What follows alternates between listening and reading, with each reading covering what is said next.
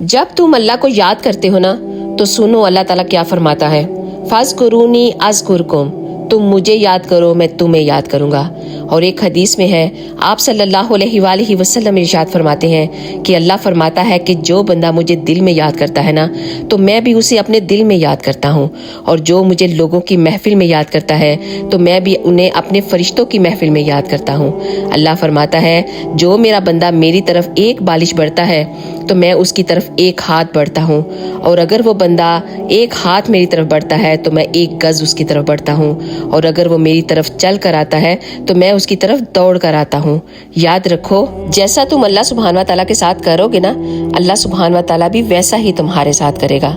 اور جس بندے سے اللہ ناراض ہو جائے نا اس سے بڑھ کر اور کوئی بدبختی ہو ہی نہیں سکتی۔ اللہ سبحانہ وتعالیٰ سے دعا کیا کرے کہ اے اللہ آپ مجھ سے راضی ہو جائیں، میں بہت کمزور ہوں، بہت گناہ گار ہوں، اور میں آپ سے سچے دل سے معافی مانگتا ہوں۔ یہ حضرت عمر بن خطاب کی دعا ہے، اور آپ سب جانتے ہیں کہ حضرت عمر بن خطاب کتنے طاقتور صحابی تھے، اور وہ اللہ تعالیٰ سے دعا کیا کرتے تھے کہ اللہم انی ضعیفہ فقوانی، اے اللہ میں بہت زیادہ کمزور ہوں تو مجھے قوت عطا فرما۔ ویسے تو آپ جانتے ہیں کہ اللہ سبحانہ وتعالیٰ کے سارے ہی نام برکت والے ہیں، لیکن آپ صلی اللہ علیہ وآلہ وسلم کی ایک حدیث ہے کہ اگر آپ اللہ سبحانہ وتعالیٰ کو ان دو ناموں کے ساتھ پکارو گے تو وہ تمہاری ساری پریشانیوں کو دور کر دے گا اور تمہاری ہر مراد کو پورا کرے گا، اور وہ اس کے دو نام یہ ہیں، یا حیو یا قیوم برحمتک استغیث۔ اگر آپ اللہ تعالیٰ کو ان دو ناموں سے پکارو گے تو وہ تمہاری پکار کو ضرور سنے گا